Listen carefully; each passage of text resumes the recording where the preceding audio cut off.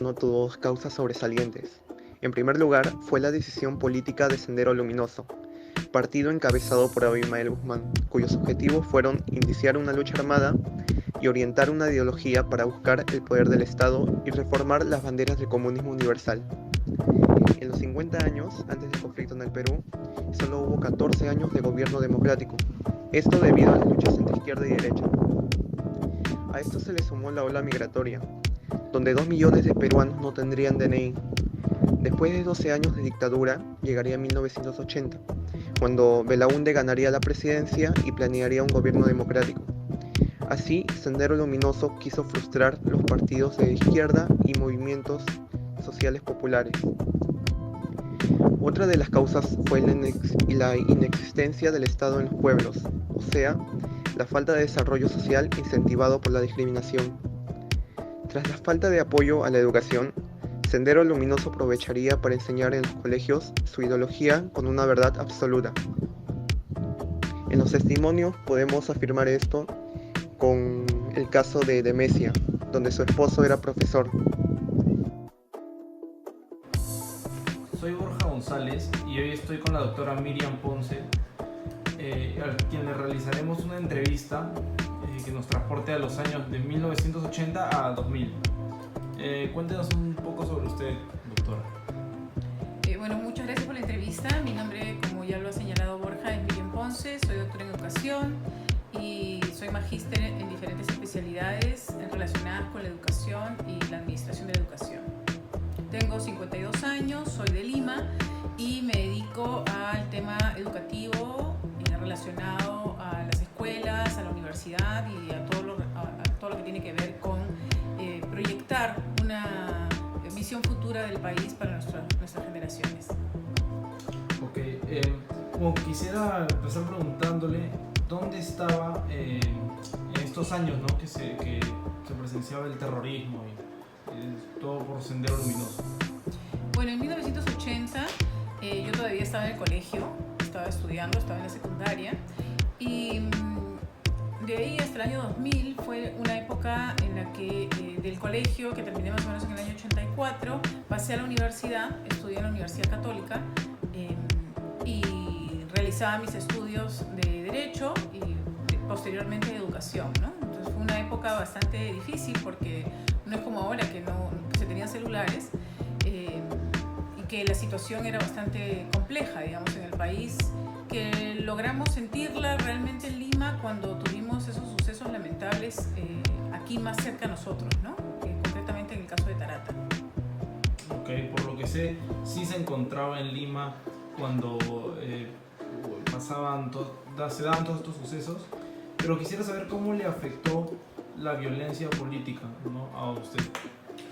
Bueno, hay un dicho que dice: quien olvida su historia está condenado a repetir sus errores, ¿no? Y es difícil precisar de quién es esta frase, pero ciertamente en el país, cuando me haces esta pregunta, me remonta a aquellas épocas en las que uno salía de su casa y se sentía muy inseguro. Los papás, nuestros padres sentían mucho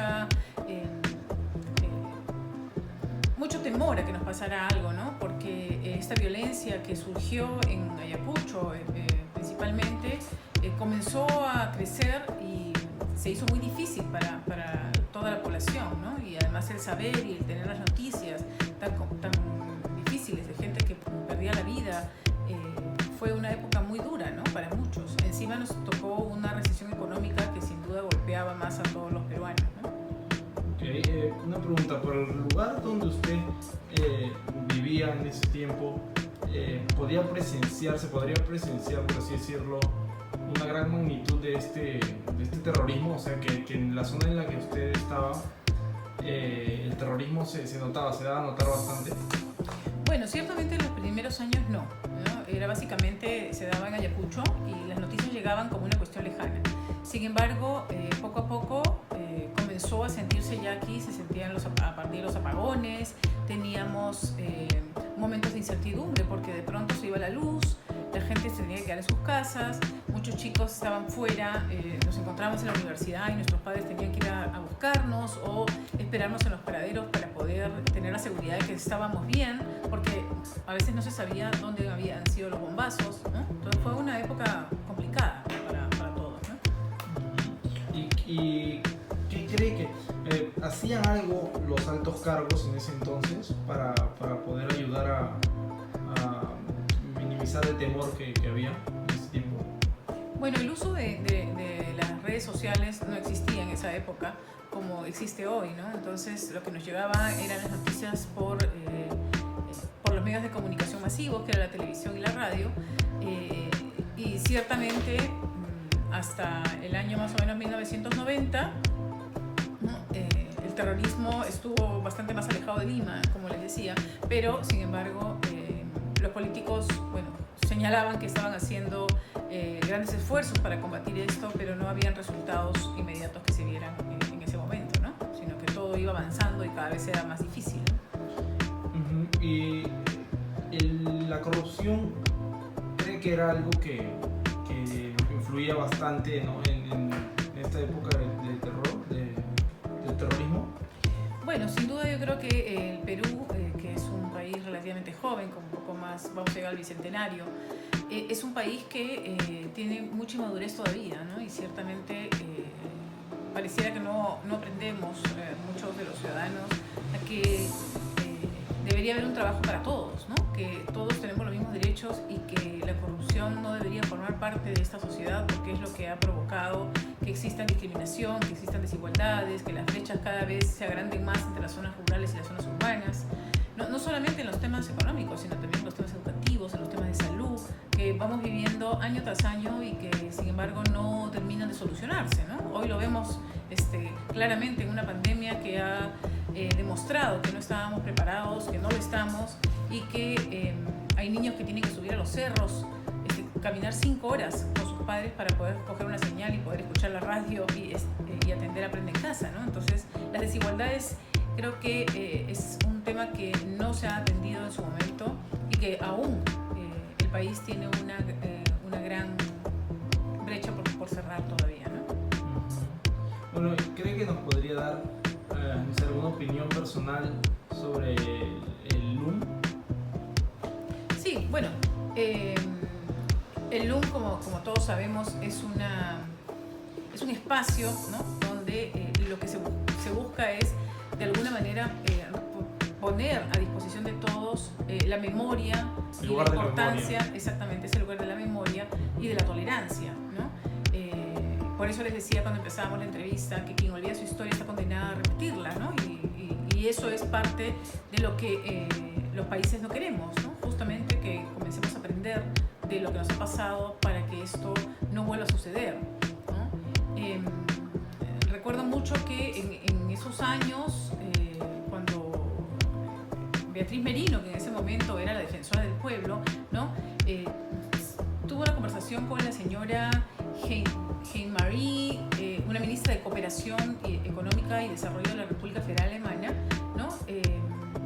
Y recorrieron Yuyanapac, ¿no? Y esa muestra fotográfica que documentaba con mucho rigor y excelencia los años de violencia terrorista en el Perú, ¿no? Y este gesto permitió también de alguna manera que se expusiera, que se retratara estos momentos tan complicados de muerte, desaparición, ¿no? De miles de peruanos que fueron de alguna manera recogidos con un proceso de conversaciones, negociaciones para tener una realidad tangible, ¿no? Que se pudiera consolidar en el lugar de la memoria, ¿no? Bueno, estoy de acuerdo con que el lugar de la memoria es un lugar en el que nos podemos enterarnos más sobre qué pasó en la historia de nuestro Perú, ¿no? Y bueno, creo que eso es importante y esencial para la cultura de cada uno de nosotros. Muchas gracias, doctora Miriam. Bueno, invito a todos para que conozcan el Museo de la Memoria, que sin duda cada uno sacará sus propias conclusiones y servirá para justificar que la violencia en un país como este no debe existir, ¿no? Okay. Muchas gracias. Buenas noches. Gracias. Muy buenas tardes, nos encontramos aquí con la señora Katia de Quiroz. ¿Qué tal? ¿Cómo te encuentras? ¿Cómo estás? Bueno, me presento. Mi nombre es Katia Sáenz Quiroz, como ya lo has dicho. Soy la secretaria del doctor Ciro Castillo Rojo. No sé si tienen conocimiento de él, supongo que sí, porque es una persona que está metida en lo que es política, por ende yo también estoy ahí en ese círculo. Soy su asistente también. El doctor Ciro Castillo ha sido el más votado del Callao como postulante al Congreso. Es el que ha obtenido la mayor cantidad de votos dentro de lo que es el Callao. Ahorita, si bien tenemos un consultorio, el cual lo administro junto con el doctor, en estos días de pandemia estamos con el consultorio cerrado por razones obvias. Y bueno, lo que estamos haciendo es ayudando en lo que se puede con el Comando Ciro Anti-COVID, dando diferentes soluciones. El doctor tiene exposiciones casi todos los sábados mediante Facebook, exposiciones virtuales.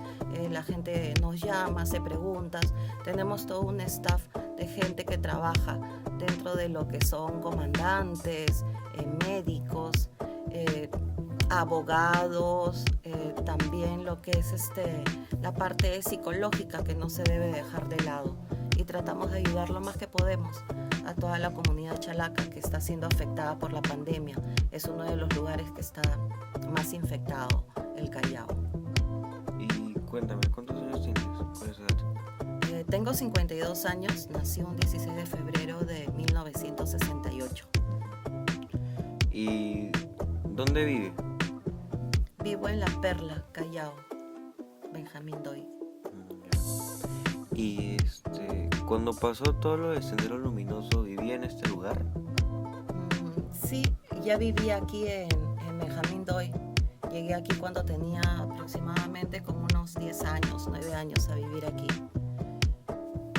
Pero anteriormente viví en Huarrechalaca, la avenida Huarrechalaca, el número 754. Y bueno, de ahí me han contado algunas cosas relacionadas con el terrorismo que te pueden sorprender. ¿Usted llegó a vivir una parte del terrorismo ahí? No, lo que pasa es que yo he vivido ahí de pequeña. Como te digo, hasta que he tenido más o menos como unos 7 años que me he mudado aquí. Durante esa época, el terrorismo todavía no estaba en auge ni se sabía nada de ello. Parece que ya se estaban formando las ideologías, ¿no?, en la gente. ¿Y más o menos qué le pudieron contar? ¿Que le decía porque vivía usted sola o...? Bueno, con lo referente a lo que me han contado, bueno, vivía con mis padres, mis hermanos. Mis hermanos son mayores, me llevan 17 años, la última de diferencia. Yo fui la hermana menor. Y ellos lo que me contaron, mira, sorprendente, ¿no? Cómo es que la gente, sus ideologías, uno no sabe lo que vas a encontrar. Por ejemplo, puedes conocer una persona, puedes verla todos los días, pero no sabes lo que está pensando por dentro. Te digo de que Víctor Polay Campos, el cabecilla, el segundo cabecilla de Sendero Luminoso, del MRTA, él vivía a 2 cuadras de lo que era mi casa, de Huarrechalaca. Y de hecho que pues mis hermanos sí recuerdan que lo han visto caminar por ahí. ¿Y frecuentaban con él o...? No frecuentaban, pero ha estudiado también en el San Antonio de Varones, donde estudiaban mis hermanos también. Y es terrible, ¿no? O sea, qué mente, qué ideologías ya tenía él formado, a pesar de que uno podía verlo por la calle. En este caso, mis hermanos lo veían por la calle, lo podrían saludar porque era un vecino, pero no sabías el mundo que se iba desarrollando dentro de él, que luego impactó de tal forma durante cuánto tiempo y en todo el Perú. Claro. ¿Y él iba a su casa? No frecuentábamos. O sea, ¿no era amigo de tus hermanos? No era amigo en sí, pero sí era un vecino, ¿no? O sea, un conocido. Un conocido que se le veía por la calle, se le podía saludar por lo que era conocido que vivía ahí, ¿no? Unas cuadras. ¿Y cómo se dio la situación de Sendero Luminoso cuando, en el lugar donde vives actualmente? Bueno, en el Callao en sí, esta es la Perla, fueron años muy fuertes. En sus inicios, durante el gobierno de Belaúnde Terry, no se sintió mucho aquí en Lima, aunque ya se sabía que interiormente pues se iba haciendo toda una guerrilla. Durante el gobierno de Alan García, sí, ahí sí, ya fue más fuerte. También lo que es durante la época de Fujimori, porque bueno, el terrorismo se dio entre los 80 y los 2000. Te voy a contar una anécdota que pasó el padre de mis hijos. Ahí todavía éramos enamorados y hubo un atentado en Miraflores, en Tarata. Él tenía unos amigos ahí en Tarata, en uno de los edificios donde hubo el atentado, y cuando de repente anuncian, pues un coche bomba ha estallado en Tarata, en Miraflores, se han destruido los edificios, han habido muchos muertos, que muchas personas murieron ahí. Y al ratito me llama el papá de mis hijos, que es ahora, y me dice: Katy, he escuchado una explosión horrible, acabo de salir de los edificios de Tarata y está ahorita todito destruido. No habían pasado ni unos minutos, él estaría recién por la vuelta de la cuadra cuando se escuchó el estallido. Si se hubiera quedado ahí, ya no lo hubiera contado. Así estábamos dispuestos. También te puedo contar durante la época que fue el atentado de la embajada. Mira el terror en el que vivíamos, ¿no? Durante la toma de la embajada de Japón, dos de las personas que estuvieron ahí fue Carlos Chiappori, que yo he trabajado en Nissan, maquinarias, y uno de los accionistas mayoritarios era Carlos Chiappori, una de las familias. He trabajado con él directamente. Y bueno, ya para el año 96, que fue el atentado, yo ya había salido de trabajar. Yo he trabajado hasta el 95, más o menos, comenzando el 95. Y bueno, pues me asombro de ver que habían tomado la embajada. Esa toma de rehenes duró 126 días, desde diciembre hasta abril. Mi jefe había sido invitado junto con su padre a un almuerzo ahí en la embajada, una cena. ¿Y cuál fue la sorpresa? Que ingresaron los MRTistas porque pedían la liberación de todos los terroristas que estaban presos del MRTA y tomaron la embajada. Felizmente. ¿Con tu compañero de trabajo adentro? Sí, con mi jefe dentro y todas las personas que habían sido invitadas. Incluso estaba la mamá de Fujimori, del presidente, ahí dentro. Fue la toma y poco a poco fueron liberando a las mujeres primero, luego a las personas mayores. Ahí creo que al día siguiente ya lo liberaron a mi jefe y a su papá, por lo que era ya una persona adulta mayor. ¿Y murió alguien? Sí, fue fuerte. Al final, después de los 126 días se idearon diferentes planes. Uno de ellos fue un subterráneo que se hizo para ir cavando, ir llegando lo más cerca que se podía a la embajada. Era casi como una novela. Todos los días prendías la televisión para estar atento. ¿Qué ha pasado hoy día en la embajada? ¿Cuándo es que van a comenzar a soltar a los rehenes? ¿O cuándo va a hacer algo el gobierno para tratar de liberarlos? Lo que hizo fue el comando Chavín de Huántar, fue el que estuvo a su cargo de liberarlos. Y murió un rehén, murieron 2 comandantes, entre ellos el comandante Valer, que era la seguridad de Kenji Fujimori. Y fue bien sentido porque paraban con él, era como un amigo. Tú sabes lo que es tener una seguridad, está todo el día contigo, te protege. Y Kenji en ese momento era chiquito, era chico aún, y él fue el encargado de hablar, incluso de ofrecerle las condolencias, de dar unas palabras durante su entierro, todo, ¿no? Fue bien fuerte. Incluso te puedo contar de que estallaban las comisarías, ponían coches bombas en las comisarías. Así que si tú te subías a un microbús, te juro que la gente, ni bien se subía un policía, se bajaba porque prefería, decía, ahorita hay un atentado, lo vayan a balear o algo, este policía, mejor me alejo. Imagínate los padres cómo estaban en esa época. Tú salías y los papás estaban al pendiente porque ponían los coches bombas incluso en las entradas de los cines, en lugares donde estaba concurrido. No les interesaba nada. Hubieran niños, hubieran mujeres, ancianos, lo que sea. Ellos simplemente sembraron el terror y nos estuvieron viviendo así, en realidad en terror, aquí en Lima, pero en provincia sé que fue peor todavía, mucho peor. O sea, previamente no podías ir al cine, no podías hacer nada. Lo hacías pero con miedo. Claro. Era la época de terrorismo, O sea, por eso. prácticamente era como tu riesgo. Si es Era que tu haces riesgo, sí, ajá. Casi como salir ahora en esta pandemia, Claro. es tu riesgo, eso. ¿no? Ajá. Y actualmente no se ve absolutamente nada así. No vemos nada así. No se vive. Ahorita que estamos en pandemia, que tenemos miedo Ajá, a un pero- enemigo que está pues en el aire, ¿no? Ajá, pero en esta época no pasa absolutamente nada así. No, imagínate, era horrible. Sí. ¿Y cómo le afectó la violencia política? Bueno, durante el gobierno de Alan García era terrible todo. Sé que se han cometido crímenes de lesa humanidad, o sea, se ha ido contra los derechos humanos porque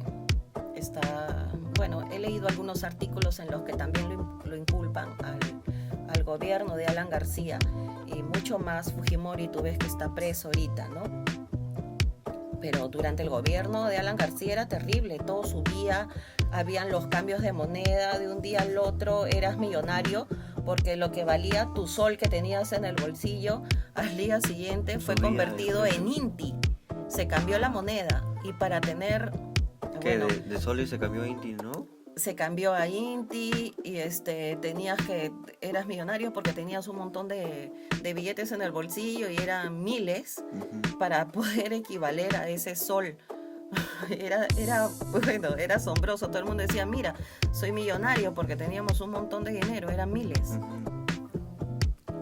Luego se hacían las colas para poder comprar lo mínimo, lo indispensable. Las familias tenían que hacer colas, salió la famosa leche Ensi. Y las colas, como te digo, interminables para comprar productos de primera necesidad. Así como ahora. Claro, pero ahora puede ir cualquiera, ¿no? Vas y compras. Al menos al comienzo de la pandemia sí había escasez, pero ahí era durante todo el gobierno, pues estuvo una época inmensa. Ya no había la leche Gloria, había la leche Ensi, era leche en polvo que te daba el gobierno, ¿no? Que te permitían. Solamente era 1 o 2 personas por familia y una cantidad nada más. Así que hacían colas interminables. Ni O bien se acababa sea, un así como se vive en producto. Venezuela. Claro, algo así. Y bueno, durante la época de Fujimori, pues las matanzas, ¿no? El accionar que dice Fujimori que no sabía nada, pero francamente yo no creo, porque nadie actúa sin el respaldo de la cabeza de las Fuerzas Armadas, que en este caso era Fujimori, porque tenía todo el control como presidente. Sé que se daban casos en el interior, cuando era más joven, que empezaba todo eso, durante Alan, los amigos nos contaban, ¿sabes qué? Nosotros no sabemos nada, no lo estamos viendo aquí, pero en provincia sé que se está matando, porque tenían familiares que eran militares y ellos comentaban, ¿no? Todo lo que estaban viviendo, que se iban y había toda una guerra interna contra las guerrillas. Estaban también los indígenas, la gente campesina, que muchos de ellos han muerto o simplemente eran los más afectados, porque no solamente los guerrilleros te tomaban y te apresaban, incluso si es que no deseabas participar con ellos, te mataban delante de la familia, pero también podía venir lo que eran los militares, y si te confundían con un terrorista, Te mataban. simplemente te mataban. Muchos han caído aquí justos por pecadores, no sabían quiénes eran quién, y muchos eran inocentes. Ese es el dolor que ha sufrido todo lo que es la gente indígena en sí, ¿no? Claro, es que también es que los terroristas se vestían como las personas, como cualquier persona normal, no tenían un Claro, uniforme. mira, yo de eso no tenía mucho conocimiento, pero cuando he estado trabajando, el doctor Ciro Ujú, fue director regional de salud de Ancash. ujú. Yo fui como secretaria. Y una de las trabajadoras, bueno, era la primera vez que estaba trabajando en provincia. Una de las trabajadoras era de Ayacucho. Y ella llorando, recordando, después siendo amigas ya, recordando aquellas épocas de lo que era el terrorismo, porque a uno le nombran Ayacucho y recuerda lo que es terrorismo, porque es en el lugar que más fuerte se ha sentido. Ella me contaba de que se fueron para Huaraz, toda su familia, que sus padres vieron cómo mataron a sus abuelos. Era pues, lloraba porque me contaba el dolor que sentían sus papás. Felizmente me decía, ahorita estamos aquí en Huaraz y nos hemos librado. Ha venido parte de mi familia, pero muchos de ellos han muerto y es algo que siempre va a llevar, ¿no? Claro, es algo que siempre la persona va a Claro, recordar. siempre la va a marcar de por vida. Claro. Y ¿nos podrías decir qué opinas sobre el lugar de la memoria, más conocido por sus siglas LUM?